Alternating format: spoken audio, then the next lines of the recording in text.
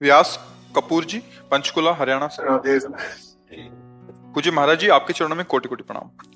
महाराज जी, मेरी आयु 76 वर्ष है। अपने जीवन काल में मैंने परिवार में पूज्य दादी, पिता, माता, संबंधियों के अतिरिक्त हाल में ही अपनी पत्नी का देहावसान देखा। महाराज जी, ये सभी अक्सर मेरे सपने में आते हैं। कोई बात तो नहीं करते, पर मैं उन्हें कष्ट में हालत में देखता हूँ। महाराज जी, क्या ये मेरे द्वारा उनके प्रति किसी प्रतिकूल व्यवहार का परिणाम है, या सेवा भाव में कमी, नहीं, या मोह? ऐसा कुछ नहीं है। ये स्वप्न तीन प्रकार के होते हैं।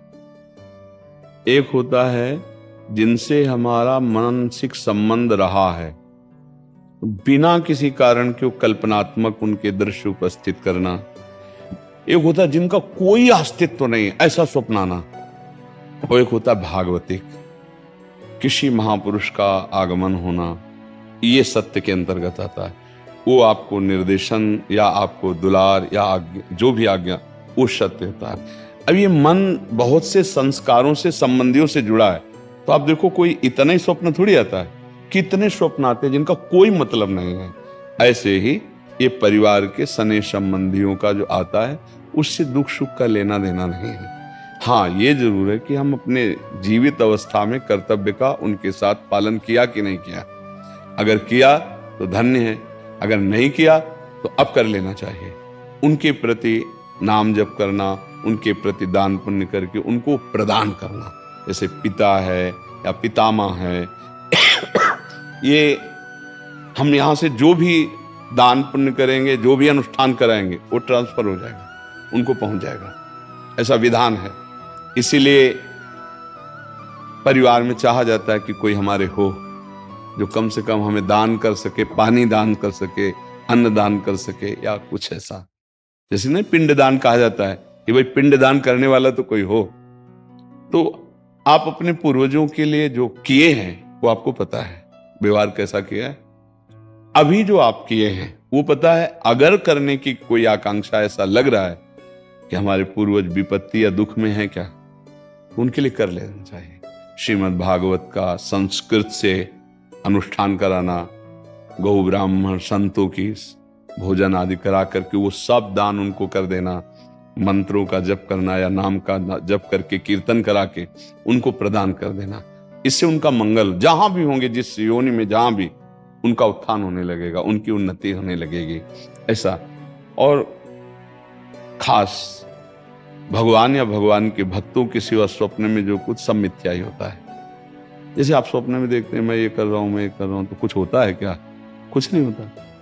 अब लोग उसी में फंसा देते कि इस स्वप्न का क्या मतलब हो सकता। कुछ नहीं हो सकता, स्वप्न है। राजा जनक जी एक बार सैया में पड़े सोए और स्वप्न देखला कि हमारा सारा राज्य छिन गया और मैं एक भिखारी बन गया और बहुत भूख लगी है।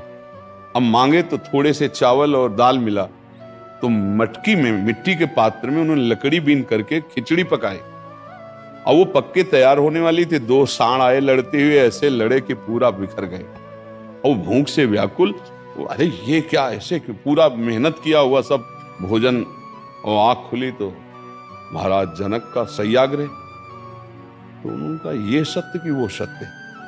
जो अभी जनक भूखा डोल रहा था, भीख मांगा और वो चावल दाल पका रहा था, वो जनक सत्य या ये सत्य?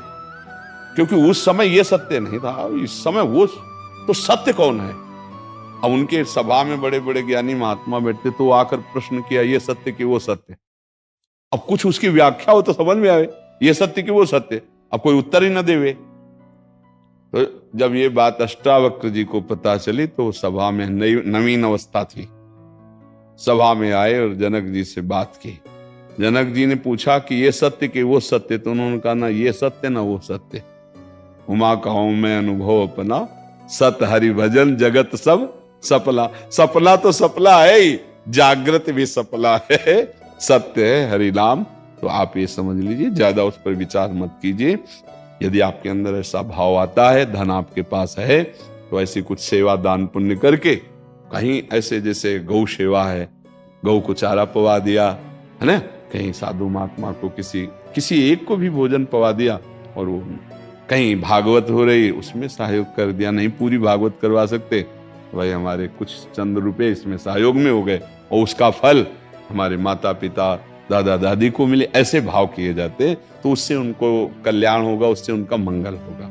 खुद नाम जप करे, मान लो एक माला में 108 नाम होते हैं, और 108 नाम जप करके हमने दे दिया कि हमारे बाप को प्राप्त हो, हमारे बाबा को प्राप्त हो, हमारी माँ को प्राप्त हो, तो उनको प्राप्त हो जाएगा, उनकी उन्नति होगी। एक नाम भी कल्याण कर सकता है, इसलिए स्वयं करे, अर्थ के द्वारा ऐसा करके कर दे, और बकाया ज्यादा स्वप्न का विचार न करे, ये व्यर्थ होते हैं। हाँ, कोई संत महात्मा है, भगवान का आदेश दे, वो बात अलग होती है, बकाया सब व्यर्थ होते हैं। ये व्यर्थ में फंसो मत। अगर स्वप्निक विचारों वालों से बात करोगे तो आपको फंसा देंगे। कुछ नहीं है, जब जागृत स्वप्न है तो फिर स्वप्न तो स्वप्न ही है। भगवान शंकर कह रहे, उमा कहूं मैं अनुभव अपना सत हरि भजन जगत सब सफला। समझ रहे आप?